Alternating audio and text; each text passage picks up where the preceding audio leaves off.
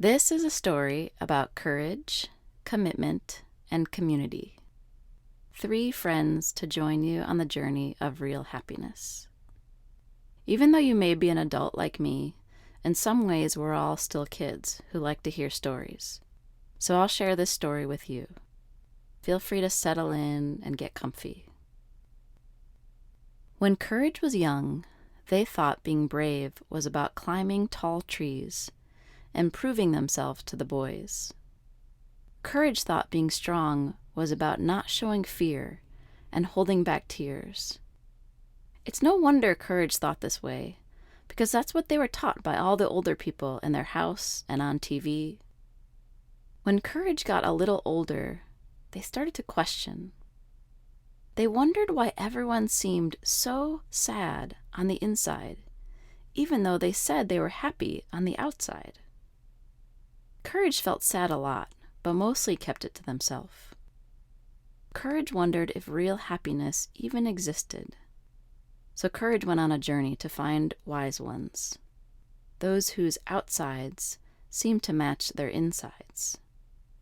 At first, Courage couldn't find any wise ones, but they didn't give up because the sadness inside was getting even bigger. When they finally started meeting some wise ones, they studied them, tried walking the way they walked and talking the way they talked. But that didn't seem to help them feel any happier or wiser. So Courage started asking questions to the wise ones. Courage asked, "How can I be happy? When I don't feel happy, is there something wrong with me?" At first, the wise ones didn't say anything. They just smiled. Courage got angry. He thought the wise ones were making fun of the questions, thinking they were stupid questions. Courage often got angry like this. But the wise ones saw through the anger and began to speak in a kind and gentle voice. "You can be happy," they said, "but you must be willing to be sad too, and angry, and fearful, and everything else. That's the only way to be truly happy." And when you feel all these different ways, a voice might come into your head saying things like, "Is there something wrong with me?" Or "I shouldn't feel this way." The voice will seem very convincing, but you don't have to believe it. The voice is trying to protect you, but it doesn't know how courageous you are, and it doesn't know very much about happiness. And then Courage asked the wise ones, "Is it easy to be happy?" So as to not anger Courage, the wise ones spoke quickly. They said, "Yes, it is easy to be happy, but it takes a lot of work." Courage was confused. He interrupted and said, "I don't get it." In a kind and patient voice, the wise ones continued, "Courage, when you are happy, you want to stay that way, right?" Courage said yes.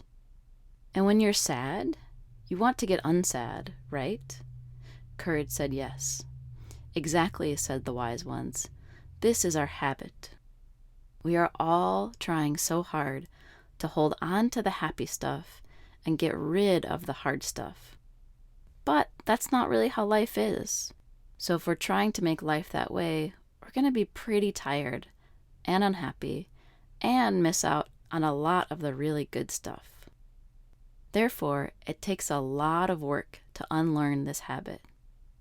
And then they introduced Courage to one of their teachers named Commitment. At first, Courage was not very impressed by Commitment. Commitment seemed kind of boring and drab, definitely not wise.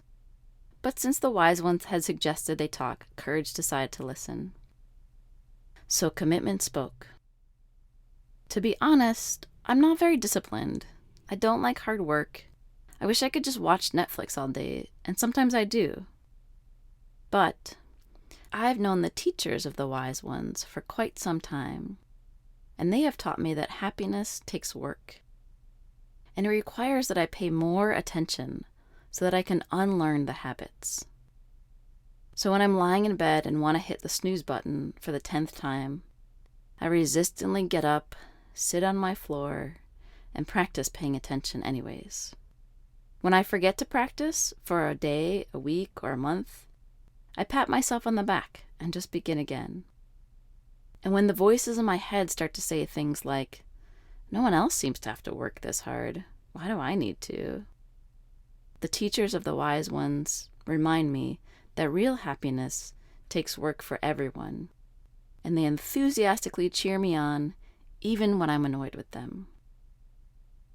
And then Courage turned back to the wise ones and said, "But what do I do when it just feels so lonely?" The wise ones again paused and smiled, but this time Courage did not get angry. Then the wise ones lovingly said, "You will feel lonely at times, but you don't have to do this alone. Go find others who also want to unlearn the habit. They are out there, but it might take some time to find them. Look for people who seem similar to you and people who seem different from you. Spend time together in community, quietly paying attention. Then tell them how you really feel inside and listen to how they really feel inside.